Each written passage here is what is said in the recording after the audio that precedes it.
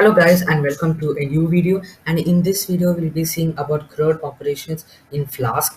So I've already taught you what is CRUD operations. Now we'll be implementing it in a in the website, and we'll be showing data on the website, updating the data, deleting, and we're going to create a sort of like an admin page or something like that. And so we'll start off with the read operation. So what we're going to create today is an type of an input box. So the user has to give us an input. So the input is nothing but the email. So as per the email, we will search the database for data and will then show it to the user. So we'll start off by creating a new route here.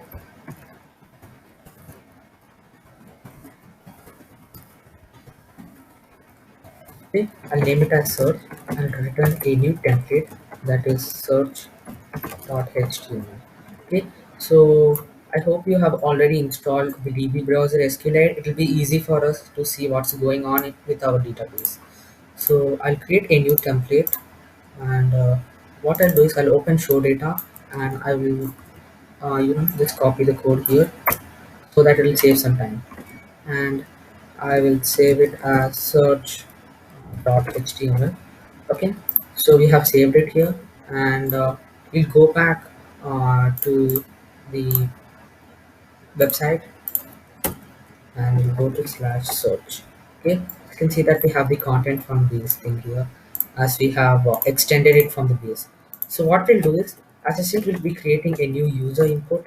I will create a new form here, and I will set the action as a pound symbol. So if you don't know what I'm doing here, please refer to my previous tutorials. I've also taught how to handle form requests in Flask. If you don't know where are my previous tutorials, I will attach a link in the description. If you click that, you will be redirected to my playlist. Okay, and then we'll create a method of post. We are going to use a post request, not a get request. Okay, and the pound symbol here means that it's going to send this form to the server of this particular route. So in this particular route, it will be actually search. So search is nothing but this route, so it will basically come here. The data will come here. Okay, and we'll create a new input, and it will be a text type, and the name will be the email underscore query. That is the email that we're going to take. Why I'm taking email is because email is something unique to every person, and it will be easier for us to find data with that. Okay, um, so what we'll do here is also create a new label, and we'll say it as enter your email. Okay, we'll go back to the web and we'll check here. You can see that we have got a form here. So what I'll do is, I've already imported the request dependency to handle requests from web front end. So what I'll do is I'll say if request equals post. What I'll do is, we'll get the email basically. So we'll say request dot form, and it will come as a form of a dictionary. So basically we have to get the email underscore query. So I'll just copy it here. Okay, we'll get the email and we'll create a new search object. So we'll say that the search object is equal to users dot query dot filter by, okay, filter by email is equal to email dot arc. So what I have done here is I've created a variable called search object, and what I'm doing is I'm basically filtering to the user's data table in the database, and I'm searching for email which is equal to this email. Like this email is nothing but this one which we have got it from the form which the user entered. So we're going to get all the data. So even if there are multiple entries with this email that the user entered, we will also be getting that. So what I'll do is, I will create a variable over here on the top. Okay, it's called as results. Okay, initially it is an empty object. I will tell you why it is an empty object over here. So first what I'll do is I will print the search object over here. Okay, okay. Now you can see that I have two emails over here, that is harish@mail and test@test.com. So I'll go here, I'll reload this page, I'll enter some gibberish over here. If I press enter, you can see that it's saying method is not allowed. Okay, so I think I have not set the method here. Methods.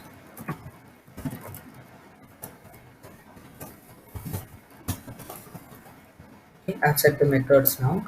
It should be working for us. Okay. I'll enter some other name. Let's say test something like this. If we go back here, you can see that it has not yet printed it. Okay. Mm,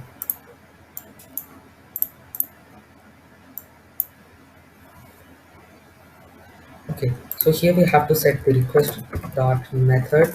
So you can say request dot method is closed over here. Okay, and now we'll go back over here and we'll again give this dummy data. And if you go back, you can see that we have got an empty list here. You can see we got an empty list. That's why I've set this to an empty list over here, which actually I'm saying that we are going to have no data. So what we're going to do is this results. We're going to create a new Jinja variable called results and set it to that results only. So initially there will be no data, and when we come over here you can't see anything in the form and it will be blank like this. So it is a new trick like thing, so that we can show everything in the same page. You'll see what I'm doing now. Okay, so what I'll do is we'll say if search object. Okay, we can say that results is equal to the search object. Okay, so what we are doing is we're getting the email from the form and we are searching it in the database and we are setting it to the results. So what will happen is when this results is set to this search object, it'll go with this results variable. It will go with this template over here, and when it comes over here, you can see the details of the user. Okay, you will see what I'm doing now. Okay, so what I'll say is I will create a new for loop. Okay, to loop through the results list that we have got from the server. So for result, in results, I'll do an end for over here. Okay, and we'll say return a UL with an li.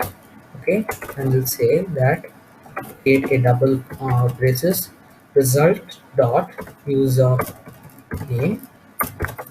So copy this over here, paste this 3 times, 4 times actually. I'll set this to the underscore ID. That is nothing but the ID that we have over here, underscore ID, then the username, then the email, and the what user, about user. So I'll say something like ID like this, just to make it readable. I'll say user